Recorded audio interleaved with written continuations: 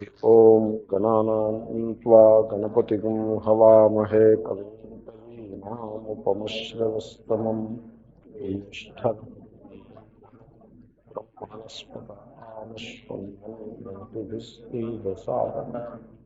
శ్రీమహాగణాధిపతయే నమః. సదాశివసమారంభాం శంకరమధ్యమాం అస్మద్పర్యంతాం వందే పరాం. సంస్కృత్య నరం చైవ నరోత్తమం దేవీం సరస్వతీం వ్యాసం తతో జయముదీరయేత్. ఆత్మస్వరూప బంధుకర. Did we finish 22nd? Okay, చెప్దాము. నైనం ఛందంతి శస్త్రాణి నైనం దహతి పావకః చైనం క్లేదయంత్యాపః న శోషయతి మారుతః.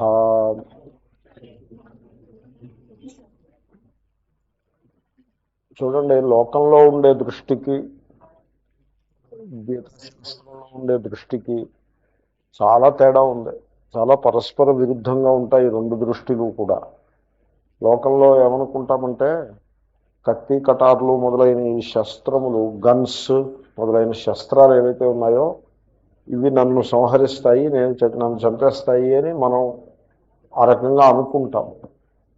కానీ వాస్తవంలో ఆత్మస్వరూపం ఏదైతే కలదో దానిని శస్త్రములు ఛేదించలేవు. పృథ్వీ న జలం నాగ్ని నవాయు ద్యౌర్నవా భవాన్ ఏషాం సాక్షిణమాత్మానం చిద్రూపం విద్ధి ముక్తయే అనే ఒక శ్లోకం ఉంటుంది.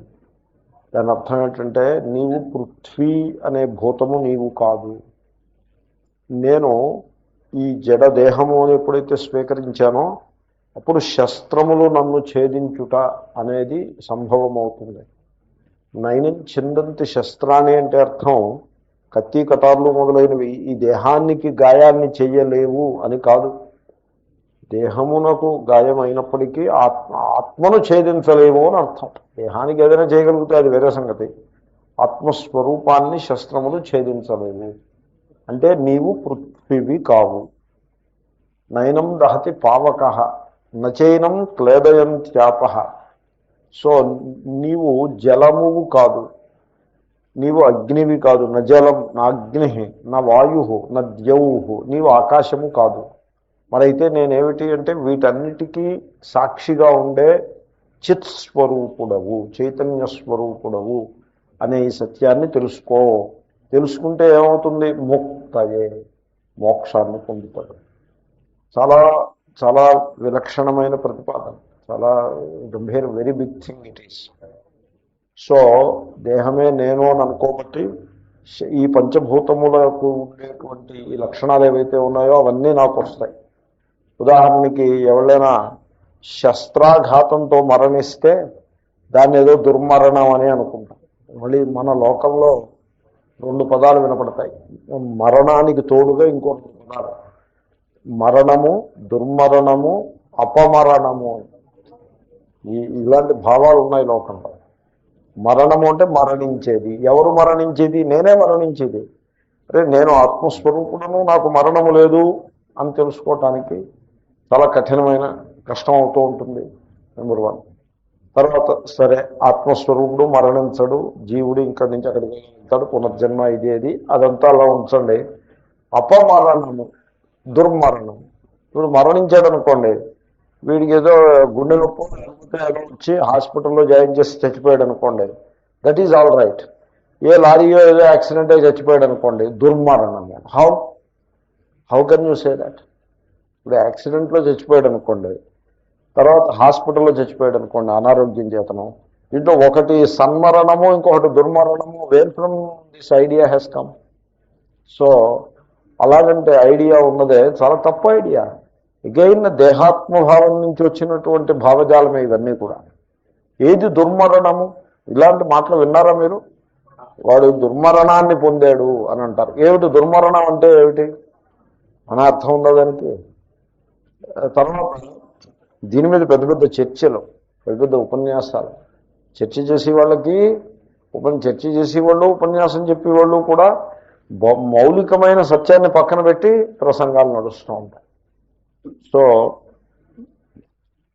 మా ఆత్మకు మరణము లేదు అని తెలుసుకోవాల్సింది పోయి ఆ దేహానికి వచ్చిన మరణం అనేది అది అపమరణమా, దుర్మరణమా, what kind of thing it is.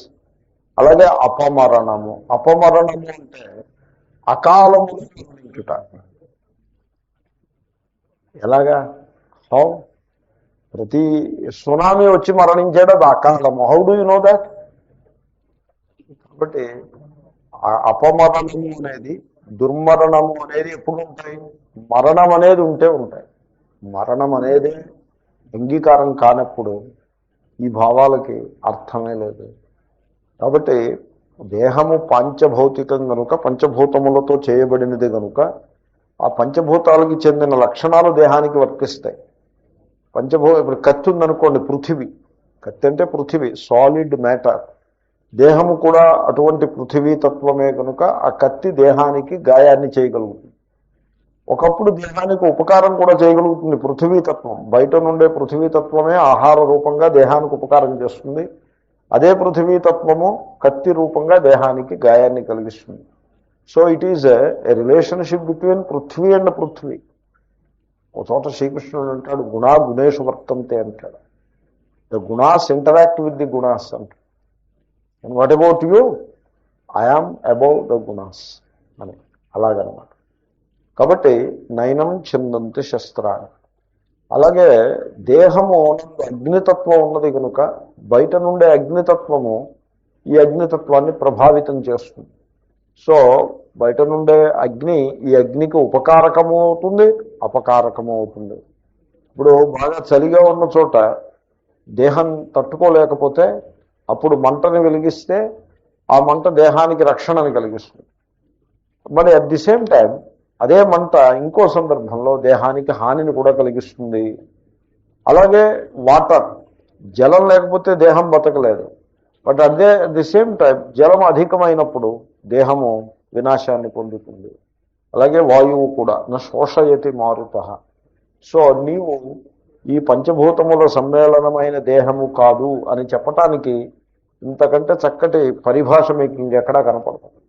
నీవు పంచభౌతిక దేహము కంటే విలక్షణమైన ప్రాణతత్వానివి, లేక చైతన్యతత్వము నీ స్వరూపము అని చెప్పటంలో ఈ ప్రక్రియ, ఈ భాష చాలా బాగుంది. నయనం చిందంతి శస్త్రాన్ని. దీంట్లో మీకు పాయింట్ చెప్తాను, మీరు గమనించండి. ఇప్పుడు ఈ సెల్ డివిజన్ అని చూస్తుంటారు, చూసో వినో ఏదో మొత్తానికి. ఓ సెల్ ఉంటుంది, మైక్రోస్కోప్లో చూస్తూ ఉంటారు కూడా. అలా చూస్తుండగానే ఒక సెల్, లివింగ్ సెల్ 2 సెల్స్ అవుతుంది. అలా చూస్తుండగానే విడిపోయి 2 సెల్స్ అవుతుంది. సో ఇప్పుడు చిత్రం ఏంటంటే, ఇప్పుడు ఒక సెల్లో దేహం ఉన్నది, ఆ దేహం నుంచి 2 దేహాలు వచ్చాయి. Matter is accounted for. మ్యాటర్కి అకౌంట్ చెప్పచ్చు, అదేం సమస్య కాదు. సో అలాగా ఈ సెల్ బాగా పెరిగి పెద్దదయ్యి అప్పుడు 2 కింద పెడుతుంది. అది పెరిగి పెద్దదవటానికి కావాల్సినటువంటి ఆహారము సెల్ కల్చర్ నుంచి దానికి వస్తుంది. So matter is not the issue. Matter is always accounted for. But the issue is, ఇప్పుడు అది లివింగ్ సెల్, ఒక సెల్ ఉన్నప్పుడు లైఫ్, ఒక లైఫ్. అది ఇప్పుడు 2 సెల్స్ అయినప్పుడు 2 లైఫ్స్. ఏమండి? ఇప్పుడు దీంట్లో అకౌంట్ ఎలాగంటే, ఒక లైఫ్ 2 లైఫ్లు అయిందా అన్నది ఆలోచించదగ్గ విషయం. ఒక లైఫ్ కనుక 2 లైఫ్లు అయినట్లయితే మీకు ఈ సెల్లో ఉండే లైఫ్ క్యారెక్టరిస్టిక్స్ కొన్ని ఆ సెల్లో ఉండకూడదు. అక్కడుండే కొన్ని లివింగ్ క్యారెక్టరిస్టిక్స్ ఇక్కడ ఉండకూడదు. మరి సగం అవడం అంటే అంతే కదా. లైఫ్ సగం అవుతుందంటే ఇక్కడ ఉన్న ప్రతిదీ అక్కడ ఉంటే దాన్ని సగం అవడం అంటారా? దాన్ని సగం అవడం. ఇప్పుడు యాపిల్ పండు 2 ముక్కల కింద కోసారనుకోండి, కోసి ఒక ముక్క విడిగి ఒక ముక్క వడికి పెడితే ఇక్కడున్న ముక్కలో ఉన్న లక్షణం అక్కడ ఉండదు, అక్కడ ఉండదు, ఇక్కడ ఉండదు. ఇప్పుడు యాపిల్ పండు పార్షల్గా కొద్దిగా దెబ్బతిందనుకోండి, 2 ముక్కలు కోసి పెట్టారనుకోండి, ఒకడికి మంచి ముక్క వస్తుంది, ఇంకొకటికి కొంచెం దెబ్బతిన్న ముక్క వస్తుంది. ఇక్కడ సెల్ డివిజన్లో అలా అవ్వట్లేదు. అంటే మీరు సెల్ యొక్క డివిజన్ని మ్యాటర్ పాయింట్ ఆఫ్ వ్యూలో చూడకూడదని అభిప్రాయం. మెటీరియల్ దృష్టితో చూసినప్పుడు ఒక ప్రాణం 2 ప్రాణాలు అయింది అన్నట్టుగా అనిపిస్తుంది. అక్కడ ఒక ప్రాణం 2 ప్రాణాలు కాలేదు. ఎందుకంటే ఒక ప్రాణం 2 ప్రాణాలు అయిన పక్షంలో ఆ ముందుండే ప్రాణిలో సగం మహిమ ఒక సెల్కి, ఇంకో సగం మహిమ ఇంకో సెల్కి రావాలి. అలా రావటల్లా ఈ సెల్ నుంచి ఏ విధమైన ప్రాణి పుట్టగలదో మళ్ళీ ఈ each cell can give rise to similar life form, totally similar life form ఇవ్వగలుగుతుంది. ఈ 2 సెల్స్ తీసుకుని మీరు కనుక దాన్ని కల్చర్ చేసినట్లయితే ఈ సెల్లోంచి ఏ చెట్టు పుడుతుందో ఇంకో సెల్లోంచి కూడా అలాంటి చెట్టే పుడుతుంది. ఈ 2 సెల్స్ ఏ సెల్ నుంచి వచ్చాయో దాని నుంచి కూడా అలాంటి చెట్టే పుడుతుంది. అంటే ప్రాణతత్వము అది ఈ తల్లి సెల్లో పూర్ణంగా ఉంది. ఆ సెల్ 2 కింద విడిపోయినప్పుడు మళ్ళీ 2 యందు కూడా పూర్ణముగానున్నది. ఇప్పుడు కోడి 4 గుడ్లు పెట్టిందనుకోండి, 4 1/4 కోళ్ళు వస్తాయా, లేకపోతే 4 పూర్తి కోడులు వస్తాయా? Something like that. కాబట్టి దేహానికి డివిజన్, మ్యాటర్కి డివిజన్ అన్నది ఉంది. Account is always they. But ప్రాణానికి, చైతన్యానికి అకౌంట్ ఉండదు. డివిజన్లో అకౌంట్ ఉండదు.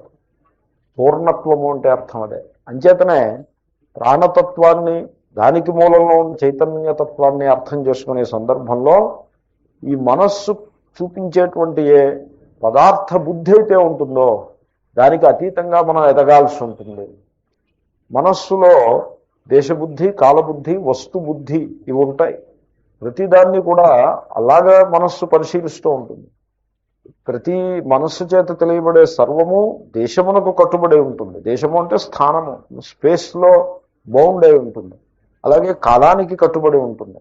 అలాగే ఒక పదార్థం ఇంకో పదార్థం నుంచి విడివడి భేదంగా, భిన్నంగా ఉంటుంది. నానాత్వ విశిష్టంగానే మనస్సు వస్తువుల్ని చూడగలుగుతుంది.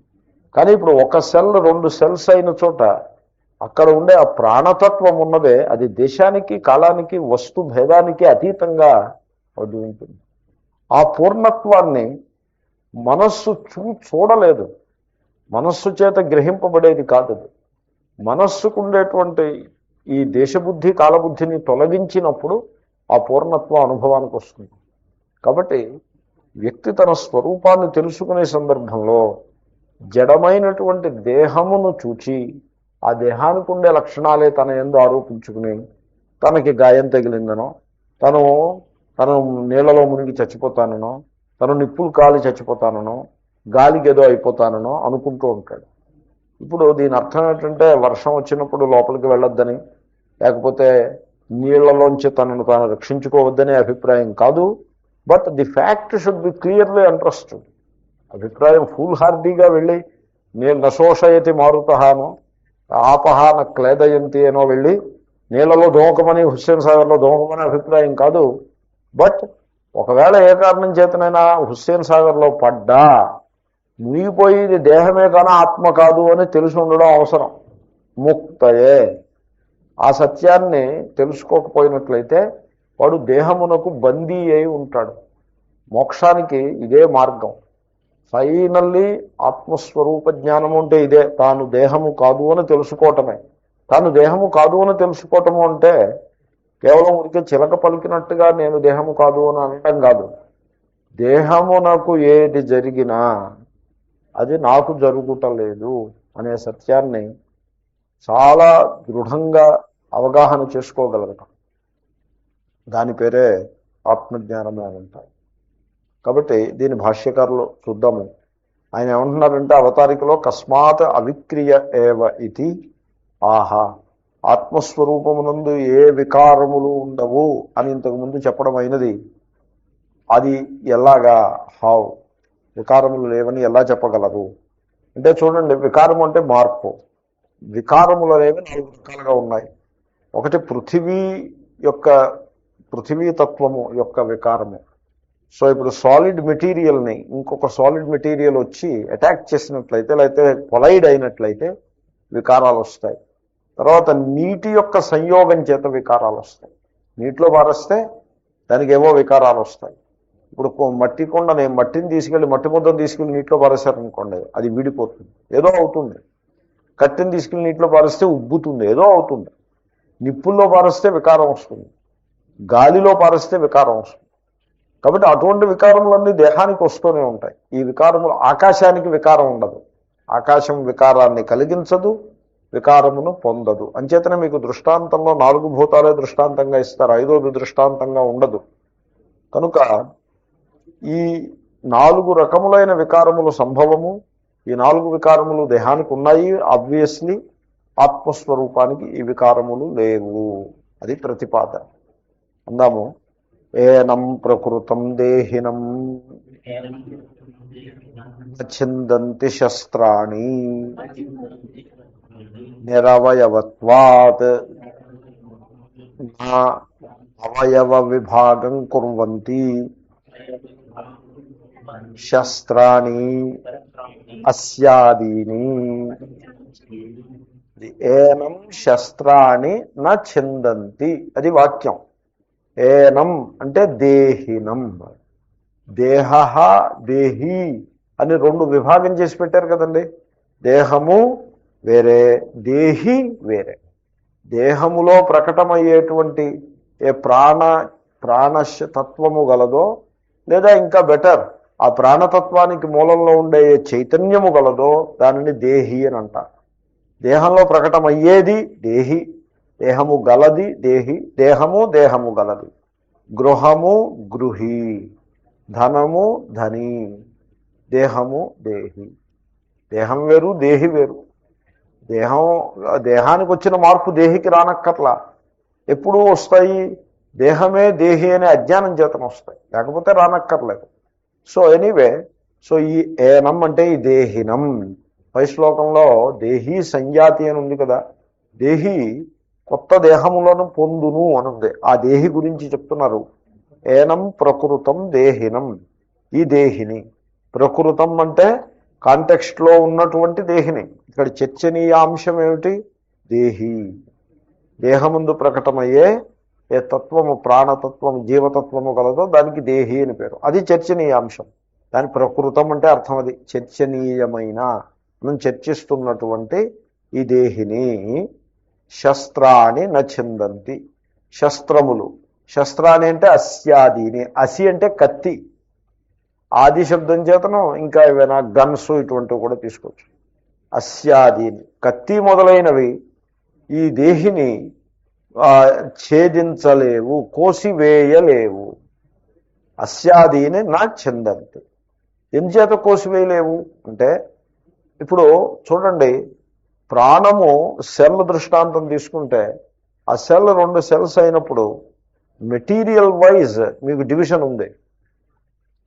ఆ సెల్లో ఎంత మెటీరియల్ ఉందో అంత మెటీరియల్ మీకు 2 సెల్స్లో కలిపి ఉంటుంది.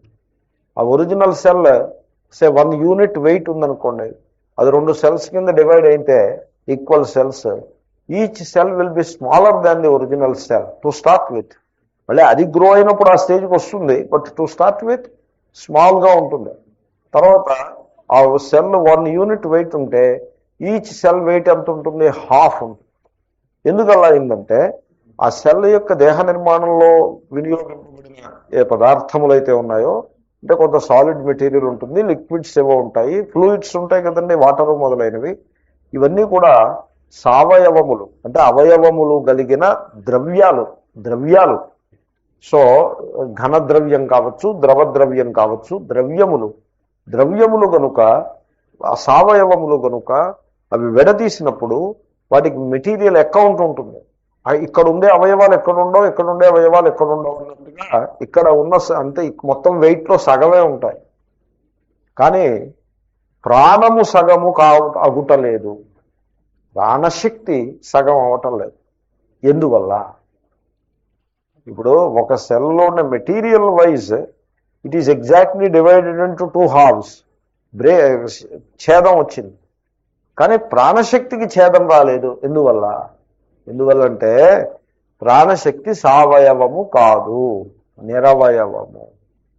ఇప్పుడు కుండను 2 ముక్కలు చేసినప్పుడు ఆకాశం 2 ముక్కలు అవ్వలేదు, కుండే 2 ముక్కలు అయింది. సో ఎందుకంటే ఆకాశం నిరవయవం, దాన్ని రెండు ముక్కలు చేయటం కుదరదు. కుండ అయితే సవయవం కనుక దాన్ని రెండు ముక్కలు చేయొచ్చు. With parts, without parts. Parts ఉంటే రెండు పార్ట్స్ కింద బ్రేక్ చేయొచ్చు. వితౌట్ పార్ట్స్ కనుక ప్రాణతత్వాన్ని రెండు ప్రాణాలు చేయటం కుదరదు.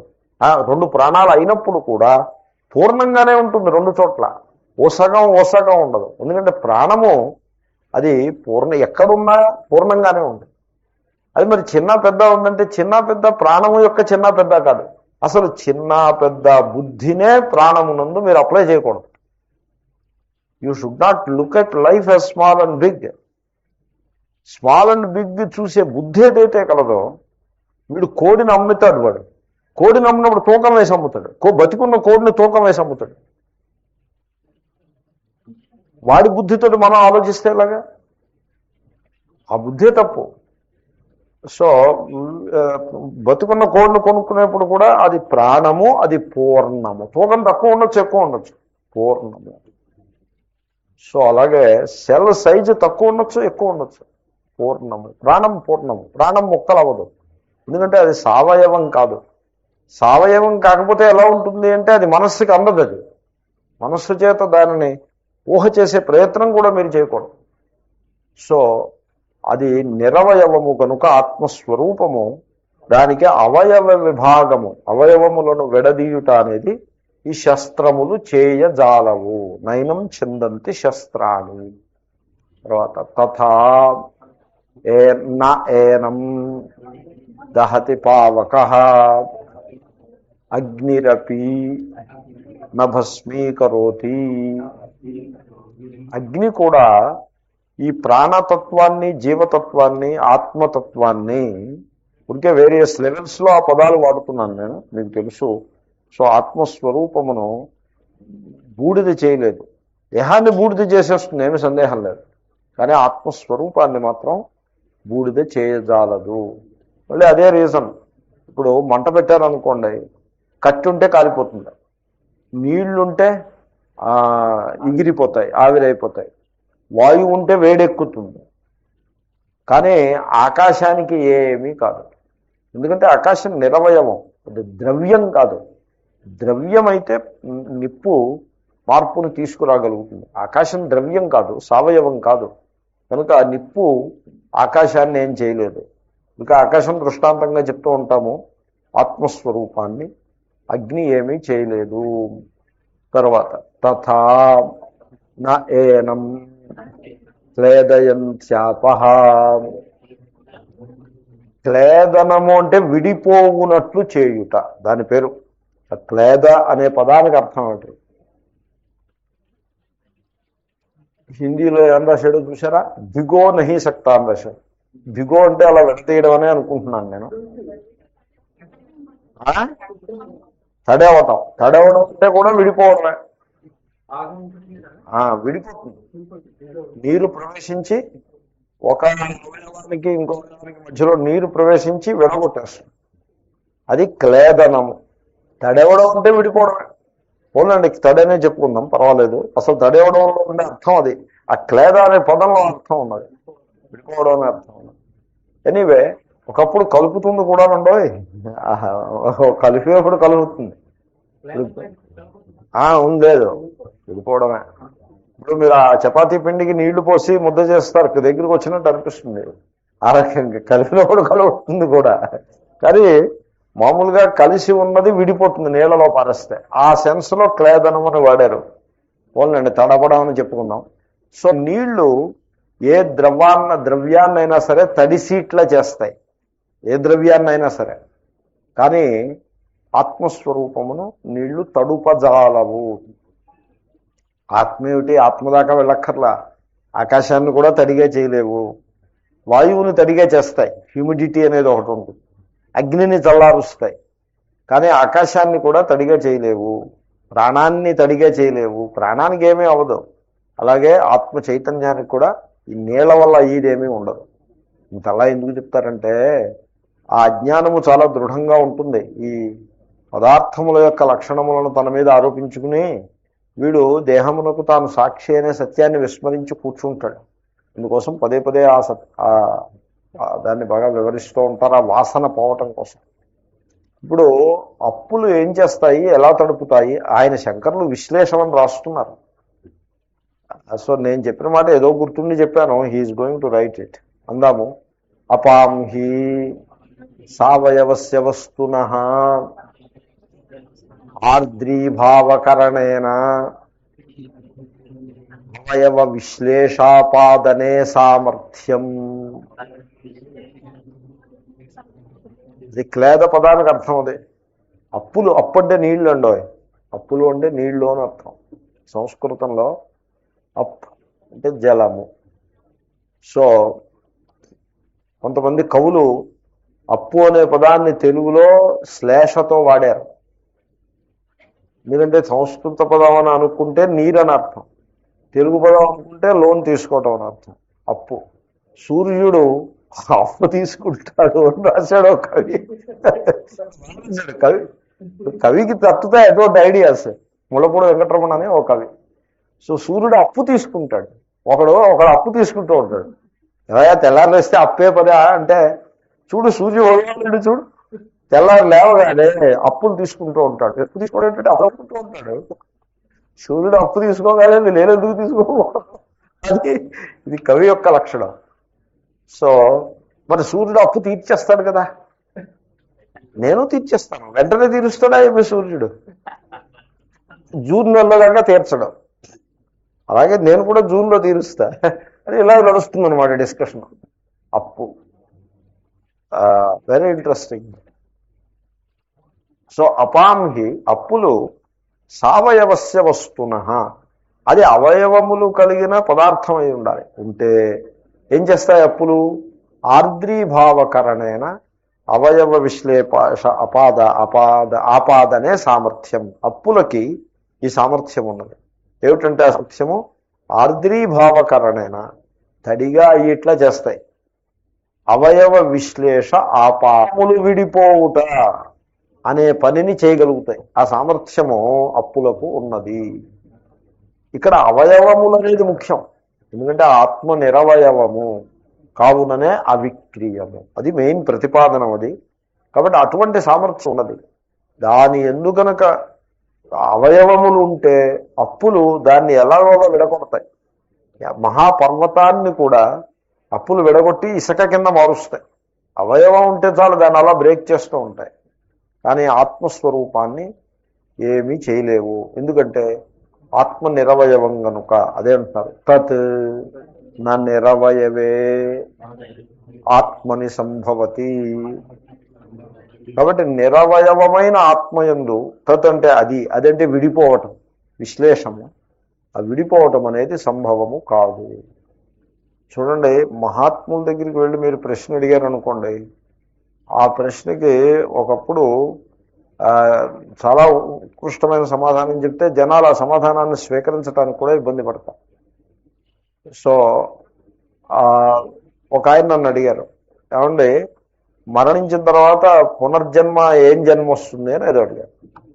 అంటే నేను చెప్పాను, చూడండి పునర్జన్మ అనేది భారత హిందూ సిద్ధాంతంలో ఉండనే ఉన్నది, సర్వత్రా చెప్పి మాట ఇది. ఇప్పుడు ఇంతకు ముందు చెప్పాంగా, దేహాన్ని విడిచిపెట్టి ఇంకో దేహాన్ని తీసుకుంటాడు. పునర్జన్మ అనేది ఉంది.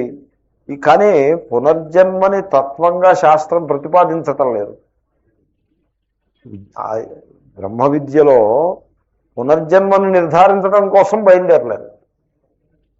పునర్జన్మని నిర్ధారించడం, లేదా మనకి ఏదైనా కామనలు ఉంటే అవి తీర్చుకునేందుకు కర్మల్ని చేయడం, ఇవన్నీ నిర్ధారించడానికి బ్రహ్మ విద్య ఎందుకండి? ఇది బ్రహ్మ విద్యలో భాగం కాదు. అదంతా కూడా సంసార విద్యనే అనాల్సి ఉంటుంది. సంసారంలో భాగమే. ఇక్కడ మరణించి ఇంకో చోట జన్మిస్తే దానికి బ్రహ్మ విద్య ఏం సంబంధం దానికి?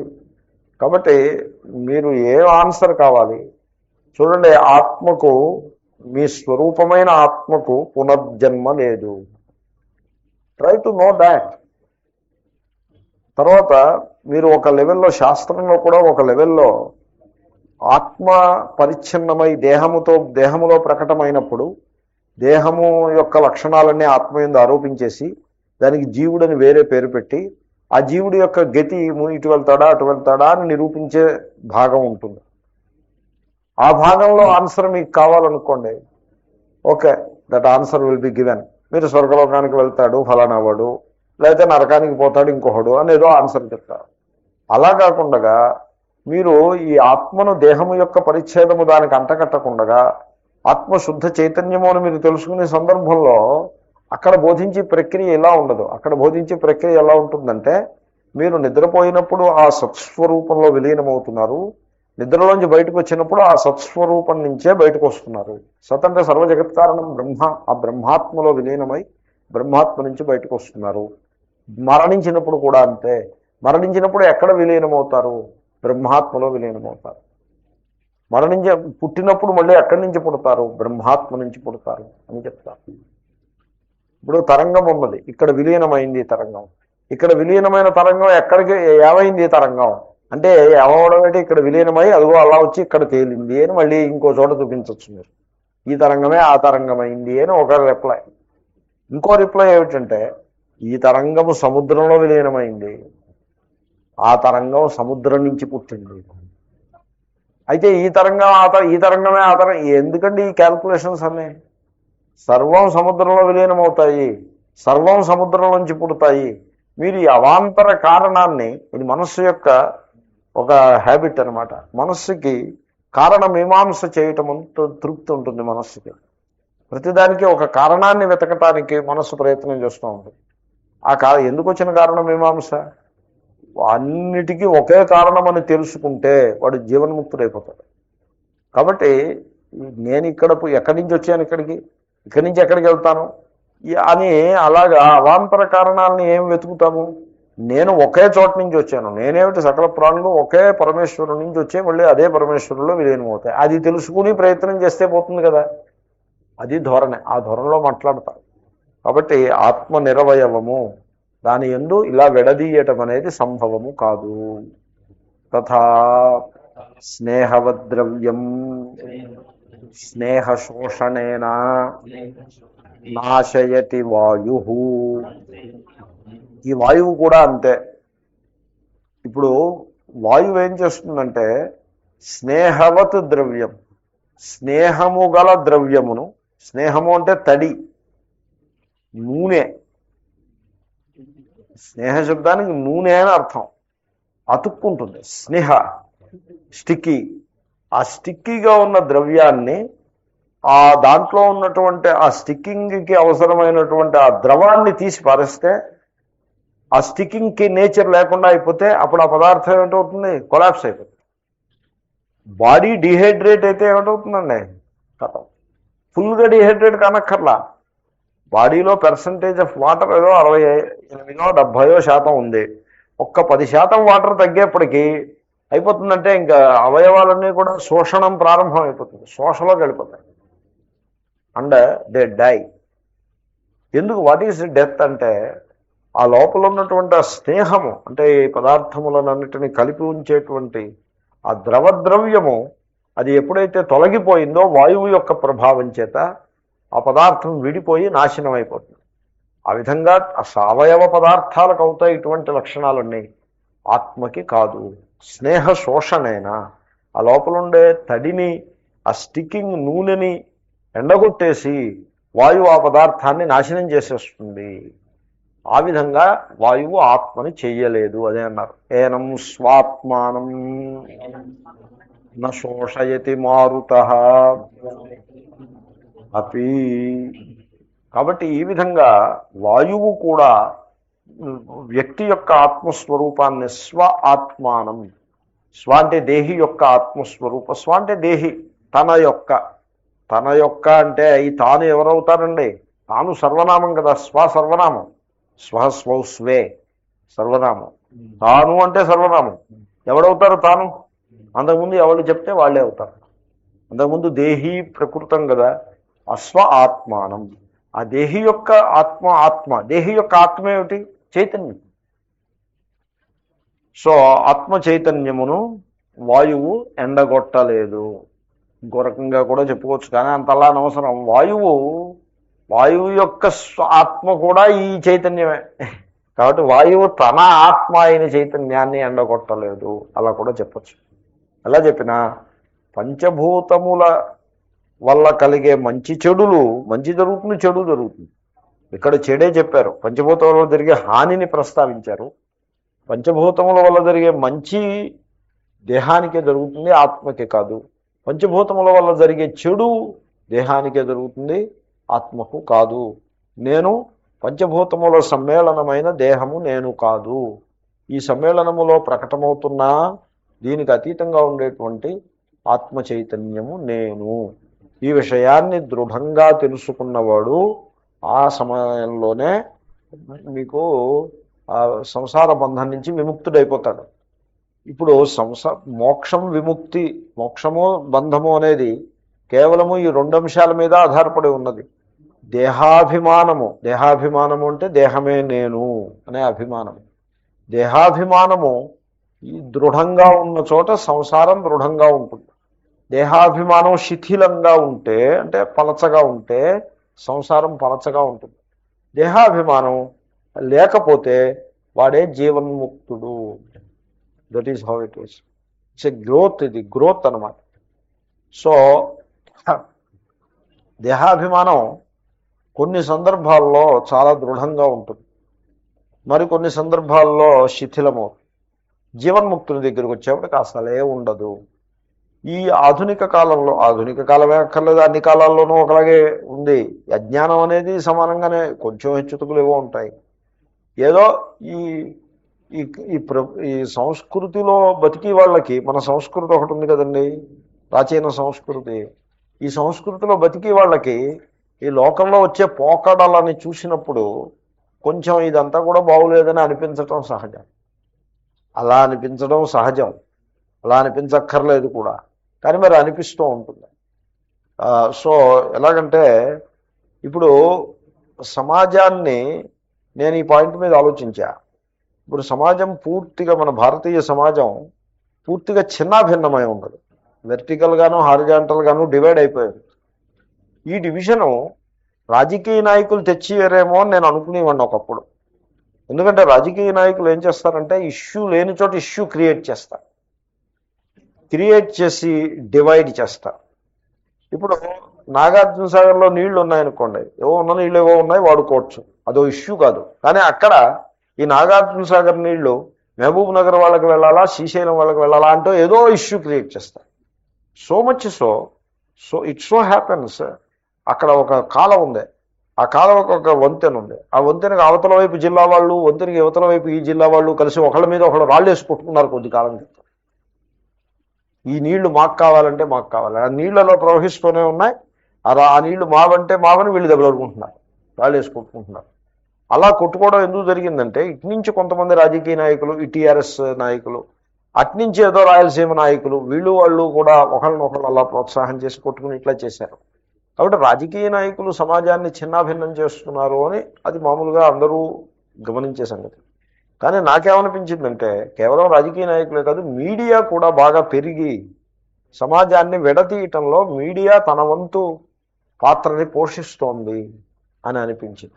ఇప్పుడు రైల్వే బడ్జెట్ వచ్చిందనుకోండి, ఈ బడ్జెట్ని వీళ్ళు ఎలా విశ్లేషణ చేస్తున్నారంటే, ఓవరాల్గా రైల్వేస్లో మీకు డివిజన్ వైజ్ డివైడ్ చేయడానికి అవకాశం తక్కువ. ఇప్పుడు ఇక్కడ రైలు ఎక్కారనుకోండి, ఇక్కడ రైలు ఎక్కి ఢిల్లీ వెళ్ళారనుకోండి, అదే 4-5 స్టేట్స్ని కవర్ చేసుకుంటూ పోతుంది.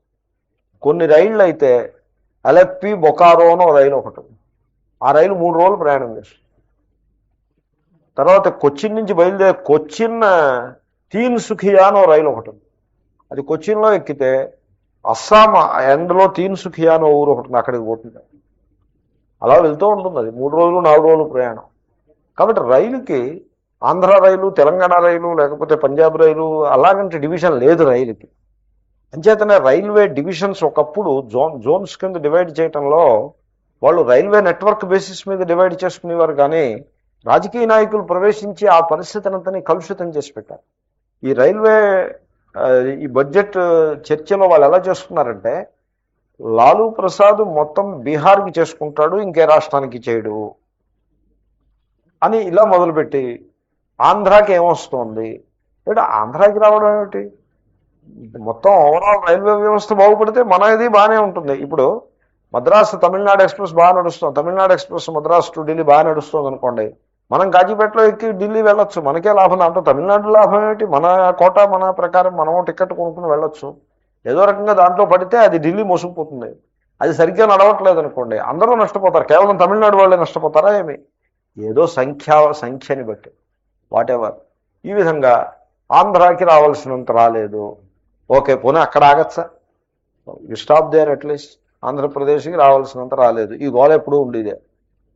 ఆంధ్రప్రదేశ్లో తెలంగాణకి రావాల్సినంత రాలేదు అని ఒకడు, రాయలసీమకి రావాల్సినంత రాలేదని ఇంకొకడు, అక్కడ మా కోటిపల్లికి రావాల్సినంత రాలేదని ఇంకొకడు, మళ్ళీ దీంట్లో డివిజన్. పోనీ అక్కడ ఆగిందా అంటే విశాఖపట్నం వాళ్ళు మా డివిజన్లని మీరు న్యూట్రలైజ్ చేసేస్తున్నారు, మాకు ఇవ్వాల్సిన విశాఖపట్నం, మళ్ళీ దాంట్లో మళ్ళీ ఆ సెక్షన్ వేరు.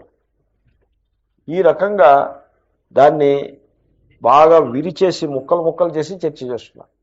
ఈ చర్చని ఒకప్పుడు రాజకీయ నాయకుల కంటే కూడా ఎక్కువ ప్రోయాక్టివ్గా ఈ మీడియా వాళ్ళు దాన్ని నడిపిస్తున్నారు. సో సమాజము యొక్క స్థితిగతులు చూస్తే కొంత మనస్సుకి క్లేశం కలుగుతూ ఉంటుంది. ఎనీవే, లోకంలో పరిస్థితి ఎలా ఉందంటే దేహాభిమానము చాలా బలమయ్యేట్లా ఉంది. దేహాభిమానాన్ని పని కట్టుకుని బలం చేయకూడదు. ఉంటుంది ప్రతివాడిలోనూ దేహాభిమానము, దేహము నేననే అజ్ఞానం వల్ల వచ్చేటువంటి అవలక్షణాలు ఇవన్నీ ఉంటాయి, ప్రతి వాళ్ళలోనూ ఉంటాయి. పని కట్టుకుని దానిని ప్రమోట్ చేయకూడదు. నేను మనవి చేసేది ఏంటంటే దేహాభిమానాన్ని ఇప్పుడు ఈ క్షణంలో అందరూ విడిచిపెట్టేసి జీవన్ముక్తులుగా రోడ్డు మీద వెళ్ళిపోవాలని నేను అంటలేదు. That is a different thing. Society moves on. But the point is, పని కట్టుకుని దేహాభిమానాన్ని ప్రమోట్ చేసినట్లయితే తద్వారా మీరు అపకారం చేస్తున్నారు. ఎదరవాడికి అపకారం, తనకి తాను అపకారం చేసుకోవడం. సో ఆ విధంగా ఇప్పుడు బిజినెస్ వాడు ఉన్నాడు అనుకోండి, బిజినెస్ వాడు చేస్తున్నాడంటే వాడికి ప్రాఫిట్స్ ప్రధాన లక్ష్యంగా పెట్టుకుని వాడు చేసేది ఏదో చేస్తాడు. బిజినెస్ వాళ్ళు చేశారంటే okay, let them do it.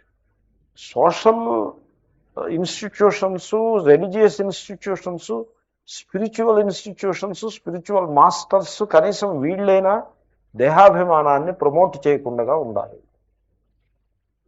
కానీ సర్వత్రా కూడా దేహాభిమానాన్ని ప్రమోట్ చేస్తున్నట్టుగానే కనపడుతుంది. సపోజ్ బర్త్డే బ్యాష్ ఉందనుకోండి, దాంట్లో దేహాభిమానాన్ని ప్రమోట్ చేస్తున్న లక్షణం కనపడుతుంది.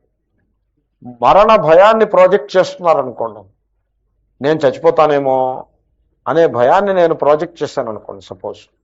సపోజ్ నేను ఎవరో జాతకం చెప్పి ఆయన దగ్గరికి వెళ్ళాను అనుకోండి. వెళ్తే ఆయన జాతకం చూసి, స్వామీజీ మీకు 60 ఏళ్ల లోపల మీకు గండం ఉన్నది. గండము ఈ తెలుగు పదమా సంస్కృత పదమా నాకు అర్థం కాదు. తెలుగు పదం, సంస్కృత పదం కాదు.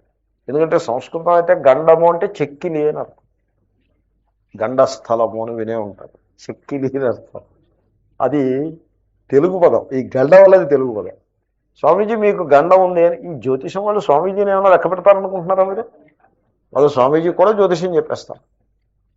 ఎవరికైనా జ్యోతిష్యం చెప్తారు. వాళ్ళ లెక్క ఏదో ఉంటుంది, వాళ్ళ లాంగ్వేజ్ వేరే ఉంటుంది, వాళ్ళ క్యాల్కులేషన్స్ వేరే ఉంటాయి. వాళ్ళ ఆకాశం కేసు చూడాల్సిన పని లేదు. మీకు తెలుసా అది?